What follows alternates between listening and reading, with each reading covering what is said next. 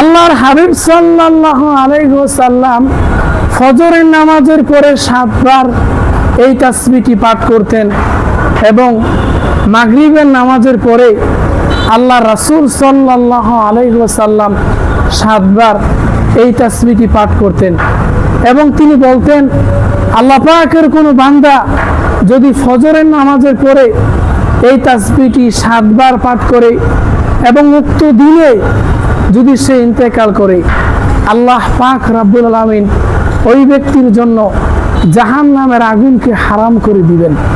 আল্লাহ পাকের কোনো বান্দা যদি মাগরিবের নামাজের পরে 7 বার এই তাসবিহটি পাঠ করে এবং উক্ত রাতে যদি সে ইন্তেকাল করে, আল্লাহ পাক রব্বুল আলামিন ওই ব্যক্তির জন্য জাহান্নামের আগুনকে হারাম করে দিবেন।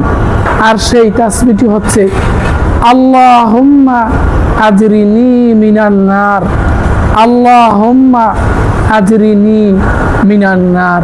হে আল্লাহ, আপনি আমাকে জাহান্নামের আগুন থেকে রক্ষা করুন।